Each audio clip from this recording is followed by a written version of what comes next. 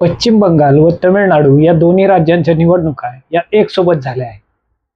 एका ठिकाणी जर आपण बघायला गेलं तर पश्चिम बंगालमध्ये निवडणुका पार पडून ममता बॅनर्जी यांचं सरकार जाऊन त्या ठिकाणी शुभेंदू अधिकारी यांनी मुख्यमंत्री पदाची शपथ देखील घेतली आहे. पण दुसरीकडे जर आपण बघायला गेलं तर तमिळनाडूमधील सत्ता नाट्य काही आपल्याला थांबताना दिसत नाही.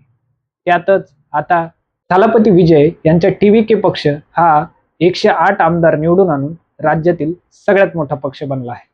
पण तरी देखील सत्ता स्थापनेसाठी आवश्यक असणारं 118चं बहुमत त्या ठिकाणी टीव्हीके पक्षाला मिळवता आलेलं नाही. त्यातच काँग्रेस पक्षाने टीव्हीकेला पाठिंबा दिला. त्या ठिकाणी काँग्रेसचे 5 आमदार निवडून आलेले आहेत. त्यामुळे टीव्हीकेचं हे संख्याबळ हे 112 इतकं झालेलं आहे. तरी देखील काही आमदारांची संख्या ही तमिळनाडूमध्ये टीव्हीके पक्षाला सत्ता स्थापनेसाठी आवश्यक आहे. त्यातच काँग्रेस पक्षाने आपल्या परंपरागत जो पक्ष आहे, जुना जो मित्र पक्ष आहे डीएमके, याची साथ सोडून टीव्हीकेला साथ दिल्यामुळे याचे दूरगामी परिणाम हे काँग्रेसला भोगावे लागणार आहेत. हे कशा प्रकारे, हेच या व्हिडिओतून आपण जाणून घेणार आहोत. नमस्कार, माझं नाव ओंकार आणि आपण पाहत आहात तामिळनाडूतील राजकारण. तर काँग्रेसला याचे दूरगामी परिणाम हे भोगावे लागतील याचं पहिलं कारण हे सांगता येतं की काँग्रेसने के स्टॅलिन यांच्यासारखा जुना जो मित्रपक्ष आहे डीएमके हा कुठेतरी गमावला आहे. कारण जेव्हापासून मनमोहन सिंग हे केंद्रात सत्तेत होते तेव्हापासून के स्टॅलिन यांचा डीएमके पक्ष हा काँग्रेसच्या सोबत राहिलेला आहे. मग त्यांच्यासोबत कायम तो आघाडीत या ठिकाणी राहिलेला आहे. केंद्रात असो की राज्यात असो, दोन्ही ठिकाणी ते सत्तेत एकत्र राहिलेले आहे. यातच पुढे जर बघायला गेलं तर के स्टॅलिन यांच्या डीएमके पक्षाने काँग्रेसला कशा प्रकारे साथ दिली आहे, तर यामध्ये आपण पाहू शकतो की ज्या वेळेस आत्ताच काही दिवसांपूर्वी आलेलं महिला आरक्षण विधेयक असो किंवा डिलिमिटेशनचं बिल असो, या दोन्ही मुद्द्यांमध्ये आत्ताच अलीकडच्या काळात त्यांनी काँग्रेसच्या सोबत उभं राहून भाजपच्या विरोधात त्या ठिकाणी त्या बिलाला विरोध केला.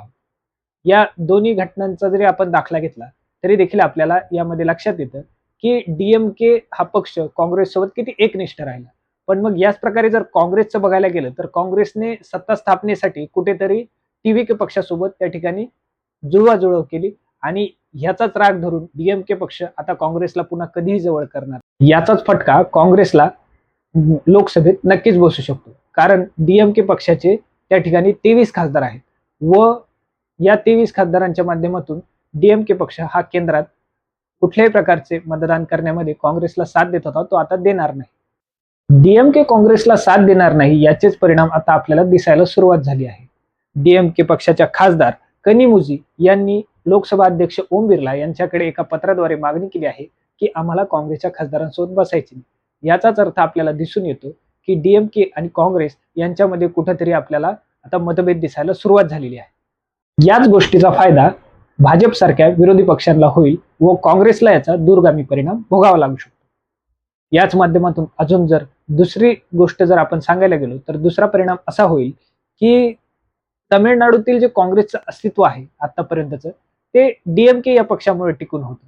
पण आता इथून पुढे जर डीएमके जर काँग्रेस सोबत नसेल तर त्या ठिकाणी काँग्रेसला निवडणूक लढवणं कुठेतरी अवघड जाईल.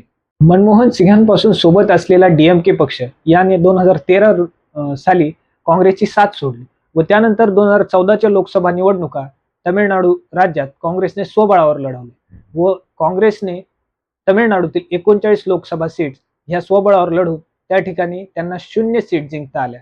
त्या ठिकाणी काँग्रेसचा परफॉर्मन्स हा कुठेतरी 0 त्या ठिकाणी दिसून आला. त्यानंतर पुन्हा एकदा 2016 साली काँग्रेस व डीएमके हे दोन्ही पक्ष एकत्र आले व त्यांनी त्यांच्या ज्या काही जागा आहेत त्या सीट शेअरिंग करून काँग्रेसने त्या ठिकाणी तमिळनाडूमध्ये 9 जागा लढवल्या. 9 पैकी 2019च्या लोकसभेत त्यांनी काँग्रेसने 8 जागा निवडून आणल्या. म्हणजे जवळजवळ 90% स्ट्राईक रेट त्या ठिकाणी काँग्रेसचा राहिला.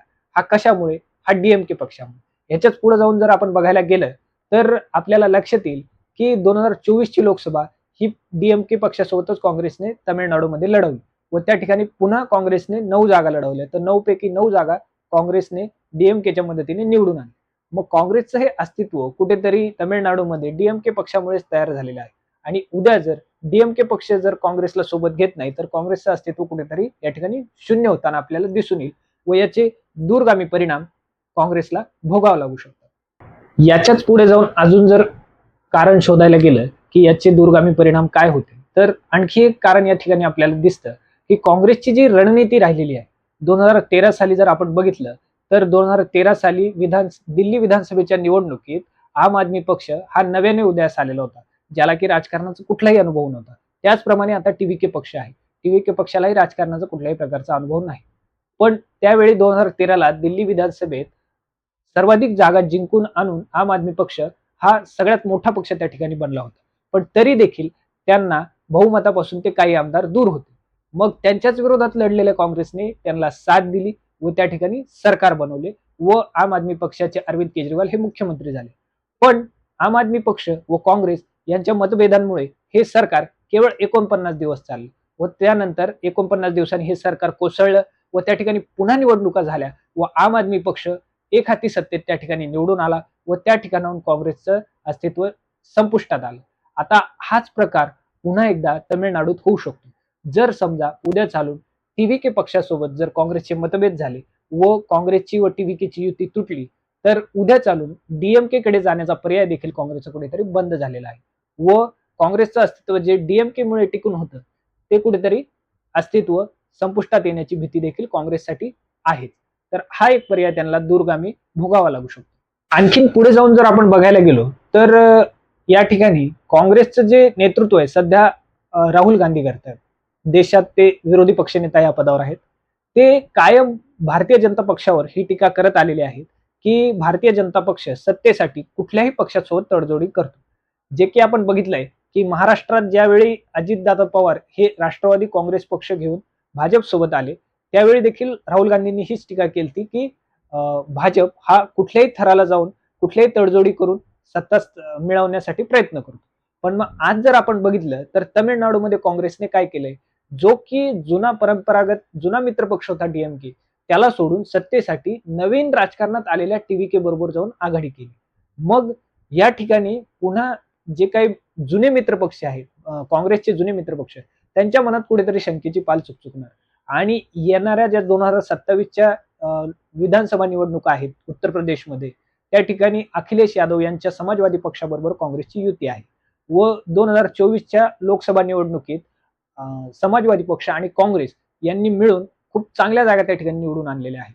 पण जर या ठिकाणी आपण बघायला गेलं तर काँग्रेसच्या अशा वागण्यामुळे कुठेतरी समाजवादी पक्षाचे अखिलेश यादव देखील काँग्रेस सोबत युती ठेवायची की नाही ठेवायची या मुद्द्यावर देखील विचार करू शकतात व जर काँग्रेस व समाजवादी पक्ष 2027ला विधानसभेत जर वेगवेगळे लढले तर याचा फायदा पुन्हा बीजेपीलाच होईल आणि बीजेपी पुन्हा सत्तेत येईल.